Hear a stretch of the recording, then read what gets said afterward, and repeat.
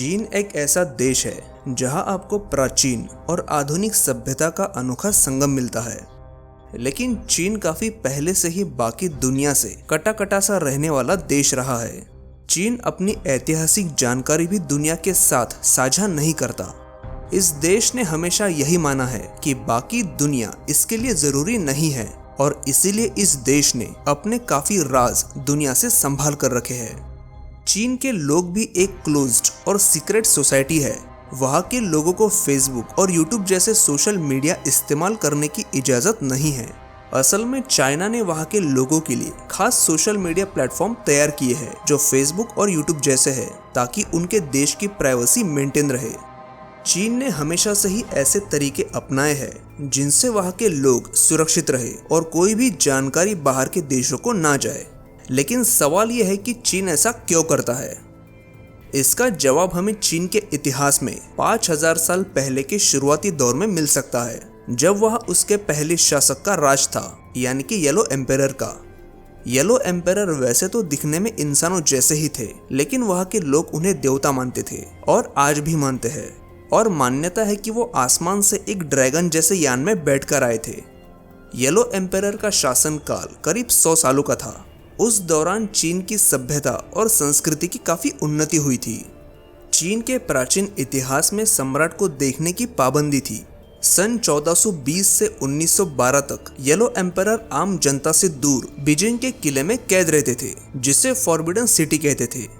इस सिटी को ऐसे बनाया गया था कि वो सम्राट को बाहर की दुनिया से महफूज रखे, क्योंकि प्राचीन सभ्यता में चीनी लोगों का ये मानना था कि उनके शासक इस दुनिया से है ही नहीं, बल्कि वो पृथ्वी से बाहर किसी और दुनिया से आए थे और उनके पास ऐसे कई सारे रहस्य थे जिसे बाकी दुनिया से छिपाने की जरूरत है।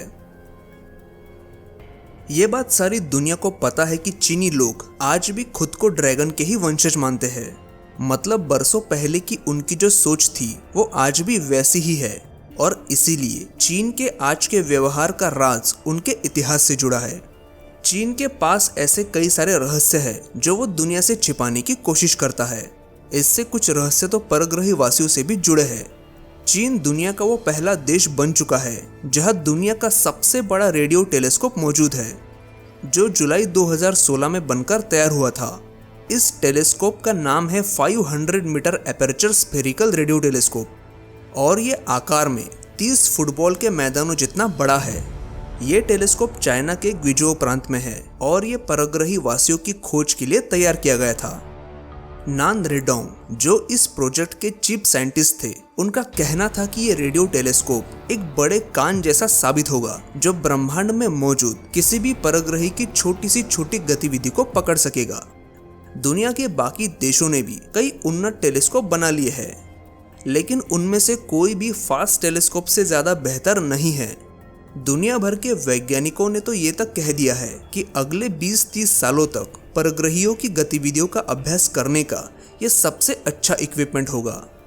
इस विशाल टेलीस्कोप का निर्माण ही इस बात का सबूत है कि चीन की सरकार अब परग्रही जीवों में दिलचस्पी ले रही है, क्योंकि वो अपने इतिहास पर भरोसा करते हैं और जानते हैं कि हम इंसानों के अलावा भी परग्रहियों का अस्तित्व है। और वो ये भी जानते हैं कि परग्रहियों की जानकारी सबसे पहले जिस देश को मिलेगी वो देश सबसे ज्यादा फायदे में रहेगा और आने वाले समय में वो दुनिया की सबसे बड़ी महासत्ता भी बनेगा। इसीलिए उसने इस प्रोजेक्ट पर करोड़ों डॉलर खर्च किए हैं, क्योंकि दुनिया से आगे जाने की जिद तो चीन हमेशा से ही करता रहा है और दुनिया को पीछे छोड़ने के लिए वो किसी भी हद तक जा सकता है। ये भी हम अभी देख ही रहे हैं। चीन की इस सोच के बारे में आपका क्या कहना है, नीचे कमेंट करके जरूर बताएं। और जो लोग अभी तक एलियन की मौजूदगी को बस एक मजाक समझते हैं, वो बस इस सवाल का जवाब दे कि चीन जैसा देश इस रेडियो टेलीस्कोप पर करोड़ों डॉलर खर्च क्यों कर रहा है। इस वीडियो को कृपया लाइक कीजिए ताकि ये जानकारी ज्यादा से ज्यादा लोगों तक पहुंचे और आगे आने वाली वीडियोस को देखने के लिए हमारे चैनल को सब्सक्राइब कीजिए। धन्यवाद।